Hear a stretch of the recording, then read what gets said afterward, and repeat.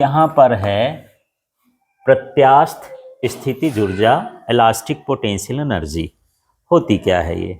ठीक है, तो सबसे पहले तो प्रत्यास्थता की सीमा में, प्रत्यास्थता की सीमा में मैं बताया था कि इतना प्रतिबल लगाओ कि उसको हटा दो तो अपनी पुरानी स्थिति में वापस आ जाए। ऐसा नहीं कि वो टूट ही जाए, है ना, परमानेंट उसका डिफ्यूजन ना हो। जैसे इस कोयल को ही एक दिन में कर रहा था, कोई यहाँ प्रैक्टिस कर रहा था तो टूट गया था क्योंकि वो ज़्यादा कर दिया था, है ना।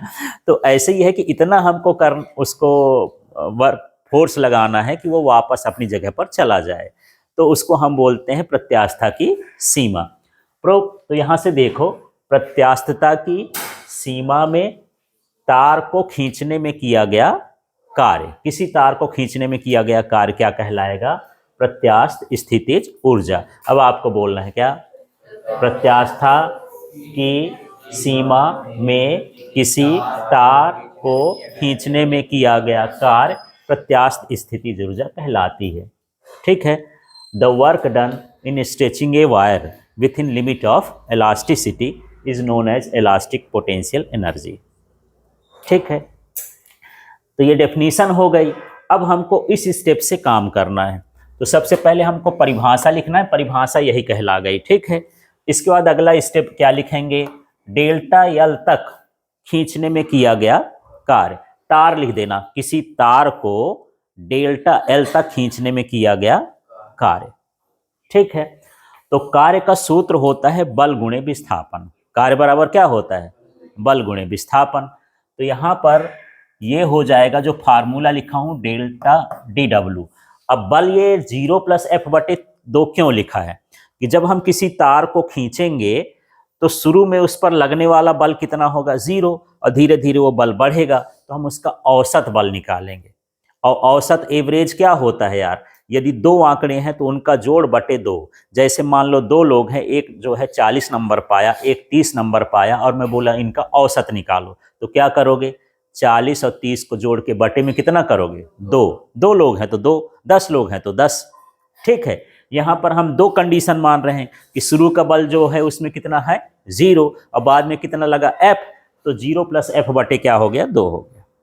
ठीक है, तो यहाँ पर 0+F क्या हो गया? 2। ये बल हो गया।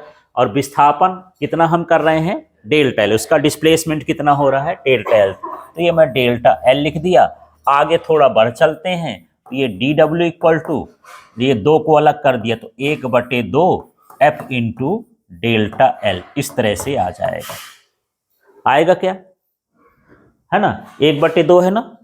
ऐसे मत समझना, मान लो x/2 है तो इसको क्या लिख सकते हो? 1/2 गुणे x लिख सकते हो। ठीक है, अलग जात का है, अलग हो जाएगा, क्या दिक्कत है उसको, है ना। ये हो गया, इसका काम खत्म। अब अगला स्टेप क्या बोलता है देखो तो, AL का गुणा और क्या करना है? भाग। तो लिख देना AL का गुणा भाग करने पर साइड में लिखना है, मैं यहां पर डायरेक्ट लिख दूंगा, है ना। क्या लिखोगे बताओ? डेल डब्लू 1/2 और गुणे F के बटे में A लिख दिया, डेल्टा L के बटे में क्या लिख दिया? L लिख दिया, और ये हो गया AL। AL का भी नीचे है, काटोगे तो वही आ जाएगा ना। ऊपर लिखे तो क्या कहलाया? गुणा, और नीचे लिखे तो क्या हो गया? भाग। बस ऐसा है कि F के बटे में A लिखना है, L के बटे में L लिखना है, डेल्टा L के बटे में L। काटोगे तो वही आ जाएगा। और गणित कहती है काट लो, छांट लो, कुछ भी कर लो, मेरा मान न बदलना चाहिए।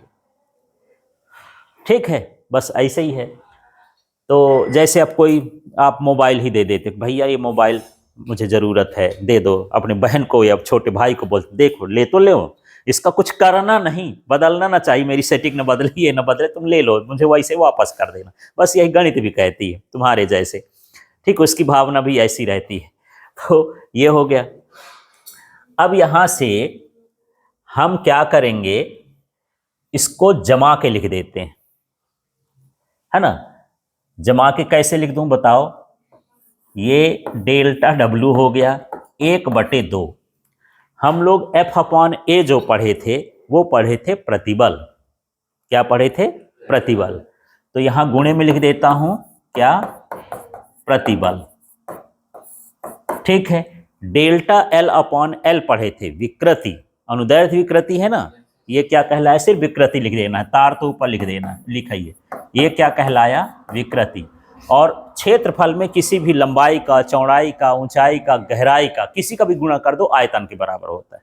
क्षेत्रफल के साथ, एरिया के साथ किसी का, लेंथ का, ब्रेड्थ का, हाइट का, डिस्प्लेसमेंट का, किसी का भी मल्टीप्लिकेशन करोगे तो क्या कहलाएगा, वॉल्यूम, आयतन, है ना। तो यहाँ क्या कहलाएगा, ये आयतन। ठीक है।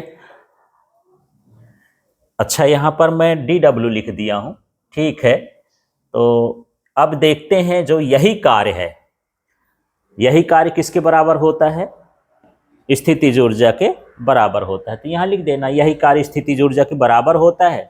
ये पूरा फार्मूला लिख देंगे, पर डेल्टा W की जगह क्या लिख देंगे, U लिख देंगे। समझ में आ गया, ये स्टेप मैं नहीं लिख रहा हूँ, इतना है ना। इतना निकालने के बाद क्या लिखोगे, यही कार्य स्थितिज ऊर्जा के बराबर होता है।